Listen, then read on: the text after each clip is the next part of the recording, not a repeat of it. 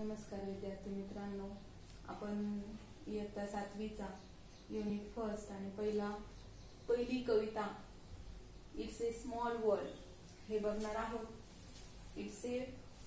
या कवितेला चाल तुम्ही लावायची आहे, त्याचे व्हिडिओ तुम्हाला पाठवलेले आहे। आपण फक्त या शब्दांचा अर्थ एकदा समजून घेऊया। या कवितेतील 2 कडवे आहेत आणि त्या 2 कडव्यांमध्ये काय अर्थ आहे हे आपण समजून घेणार आहोत। It's a world of laughter.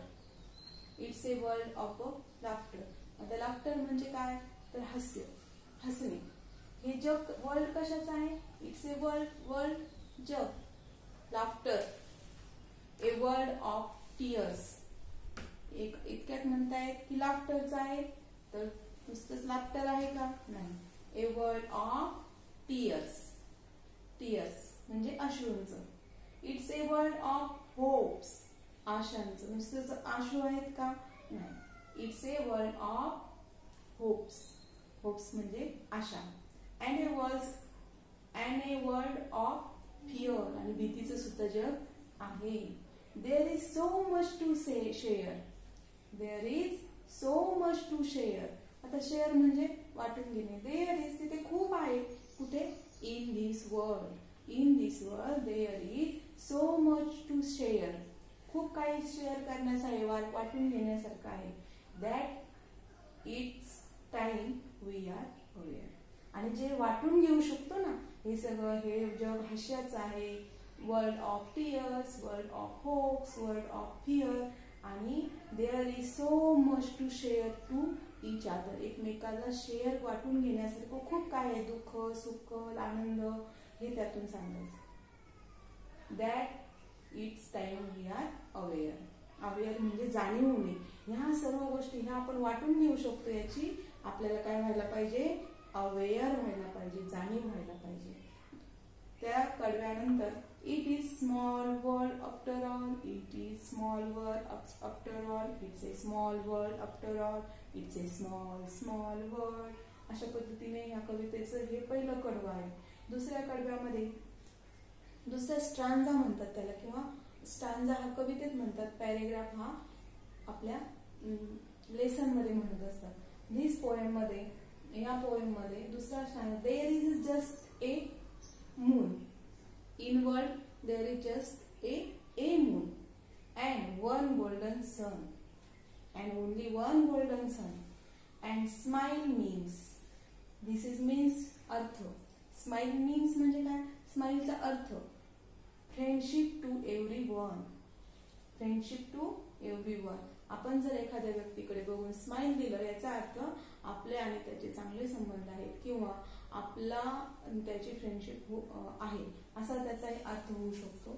तर छान स्माइल दिलं की त्याला बरं वाटतं। And smile means friendship to everyone though the mountain divide. दिसतंय बघा, कालच्या जे मी तुम्हाला हे पाठवले शब्दात, त्या डिवाइडचा अर्थ, डिवाइड म्हणजे काय? भाग वाटून, भाग करणे, भाग करणे। मग आता माउंटेनने काय केले? जगाचे भाग पडले। दो जरी, दो म्हणजे काय? जरी। दो म्हणजे जरी। जरी माउंटेनने काय केले? जगाचे भाग पाडलेत। Though mountain divide and ocean are wide. Ocean महासागर। ओशन म्हणजे महासागर, सी म्हणजे समुद्र, आणि ओशन म्हणजे महासागर।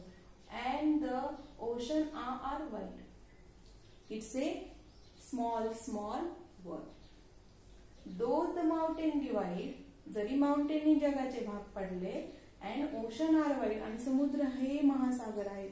7 महासागर आहे आपल्याला माहिती, तर तरी सुद्धा जग छोटा आहे, असं या कवितेतून इट्स ए स्मॉल वर्ल्ड। ही कविता अतिशय जगप्रसिद्ध कविता आहे। तिच्या खूप भाषांमध्ये भाषांतर झालेली आहे, असं आपल्याला या ठिकाणी दिलेलं आहे। It is a small world, very popular song, translate into many languages. Many language मध्ये ट्रान्सफर झाले। This song is played on a ride of same title in Disneyland. Disneyland या टायटल सॉन्गच्या चालीवर आपल्याला ही कविता म्हणायची आहे. तर डिस्नीलँडचं आपल्याला सर्च करावं लागेल व्हिडिओ आणि डिस्नीलँडची जी कविता आहे त्या कवितेच्या चालीवर आपल्याला या कवितेला चाल लावण्याचा प्रयत्न करायचा. आता बघा आपण अगदी आपल्या भाषेमध्ये म्हणतोय हे जग फार छोटं आहे. कधी तर ते आपल्याला इथे टिप दिलेली बघा. It's a small word. Sometimes you meet same people in un unexpected place. अनएक्सपेक्टेडचा अर्थ दिलेला आहे. अनएक्सपेक्टेड म्हणजे काय? अनपेक्षितपणे. एक्सपेक्टेड अपेक्षित. अनएक्सपेक्टेड त्याचा विरुद्धार्थी शब्द.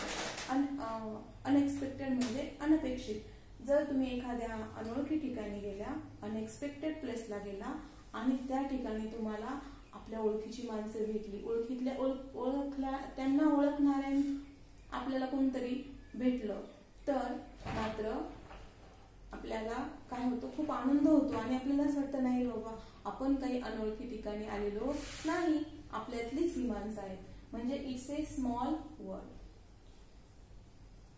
The words it is small word are used in this poem. The words are used to tell us that all human beings are alike. शेवटचं वाक्य पहा. The word are used to tell us. हा जो शब्द आहे किंवा हे जे वाक्य आहे हे कशासाठी वापरलंय? का सगळ्या जगातली माणसं एकसारखी आहेत. अलाइक शेवटचा. ह्युमन बिंग म्हणजे कोण? ह्युमन बिंग म्हणजे आपण, मानव काय आहे? अलाइक. शेवटचा शब्द आहे पहा, अलाइक. अलाइक म्हणजे सर्वत्र सारखा. Alike same.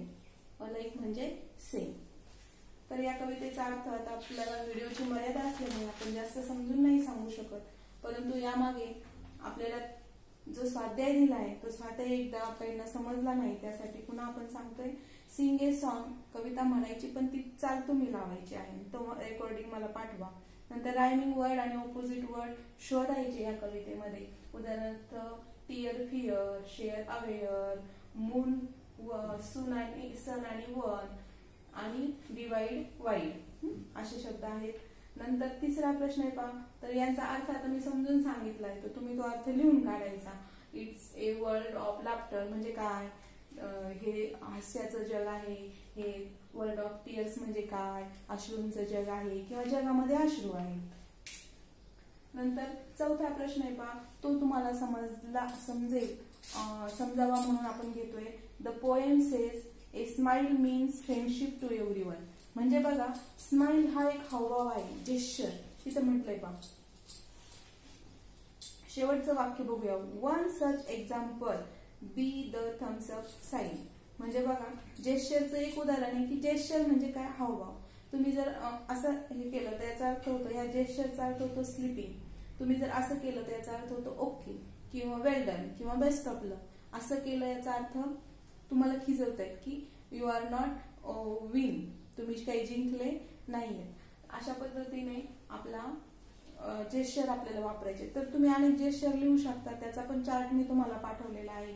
पाचवा प्रश्न होता, त्याची सगळ्यांना बऱ्याच जणांना अडचण आली की याच्यामध्ये आपल्याला सर्वात काय बनवायचं? हे जे वाक्य दिलेत या वाक्यावरून आपल्याला संवाद बनवायचे. संवाद म्हणजे काय? आपण कॉन्व्हर्सेशन, आपल्याला कॉन्व्हर्सेशन बनवायचे. म्हणजे दोघं जण बोलताय हॅलो, मग दुसरा काय म्हणणार? Hi, how are you, I am fine. असे आपण पहिलीपासून शिकत आलोय. असे संवाद आपल्याला 3 संवाद बनवायचे.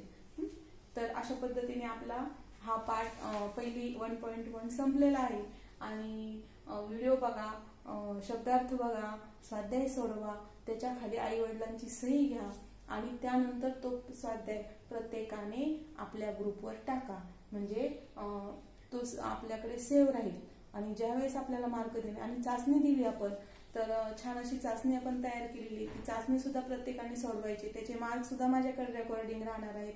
तर अशा पद्धतीने आपला इंग्लिशचा अभ्यास व्यवस्थित चालू राहणार आहे, याची सर्वांनी नोंद घ्यायची.